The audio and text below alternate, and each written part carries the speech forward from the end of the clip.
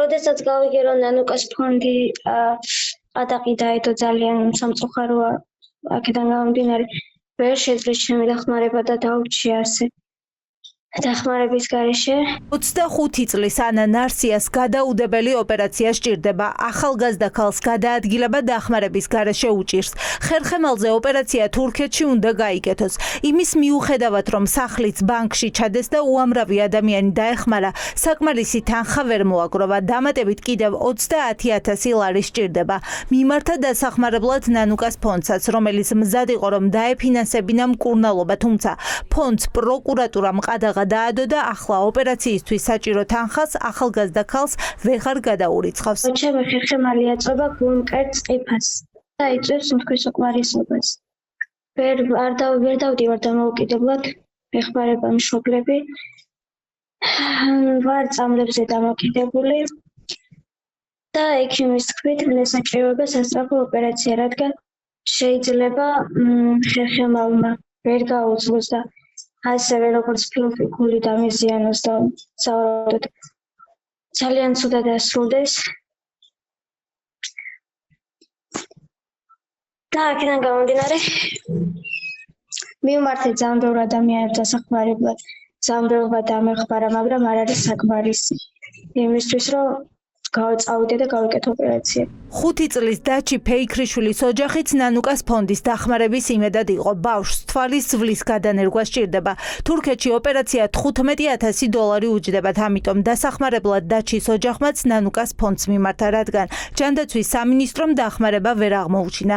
თურქეთში გამგზავრება, გამოკვლევები უკვე დაგეგმილი იყო, თუმცა ზუსტად 1 დღით ადრე გაიგეს, რომ ფონდი დაყადაღდა. ჯანდაცვის სამინისტროს რაც შეეხება, არც მაშინ დაფინანსებულა 100%, როდესაც ბავშვი გადაუდებლით შევიყვანე კლინიკაში, არც შემდგომ ჩვენ მივმართეთ, თუმცა იყო ჩაწერაზე პრობლემა, რომ ხსნიდით, რომ იყო დროის პრობლემა და ბავშვი განიცდიდა ტკივილებს ამ პერიოდში, რა თქმა უნდა, არანაირი დახმარება არ მოხერხდა ფიზიკურად. ქალბატონმა ნანუკამ ძალიან მალე მოახდინა მობილიზება და წინადრისით ვისაუბრეთ ზუსტად იმასთან დაკავშირებით, რომ უკვე რათა და როგორ და რანეთ ყველაფერი და მოხდა ის რომ მეორე დღეს ვიგებ რომ დაყადაღდა ფონდი. არ ვიცი, მაგ შეგრძნებას უბრალოდ ვერ გადმოვცემ, იმიტომ რომ აბსოლუტური უიმედობა მორალურად აბსოლუტურად ნადგურდები.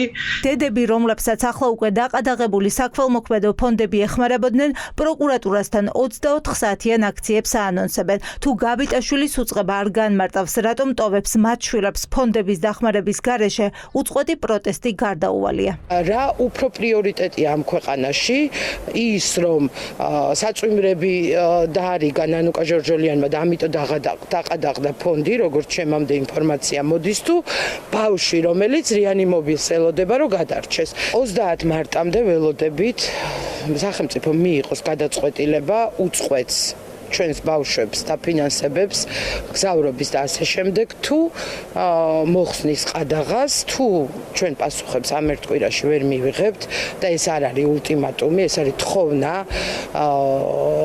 აუცილებლად 24 საათიან რეჟიმში მოგვიწევს დავჯდეთ. უკვე მესამე დღეა საქველმოქმედო ფონდებიდან დახმარების ვერც ერთი ლარი ვერ ირიცხება. არადა ეს ფონდები პრობლემების წინაშე მიტოვებული ხალხისთვის ბოლო იმედი იყო.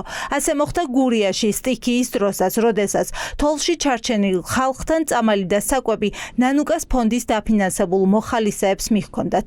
ვიცი ასევე რომ ჩემს ახლობლებს მაშინ სოფელ ნატანებში დაეხმარნენ შეზღუდული შესაძლებლობის მქონე შვილი ყავს, მას მარტო იყო დედასთან ერთად, დედასაც თავისი პრობლემები აქვს ასაკშია უკვე ესა და გზა გაუყვალეს, მიიტანეს პროდუქტები, ვიცი რა ძალიან მაყოფილები იყვნენ რომ დაეხმარნენ და ვიღაცა ჟურნავდა მათზე. უკანონო და უსამართლო დადებულ ყადაღას საქველმოქმედო ორგანიზაციები ასაჩივრებენ. დღეს სააპელაციო სასამართლოში შევიდა თბილისის ადამიანის უფლებათა სახლის სარჩელი.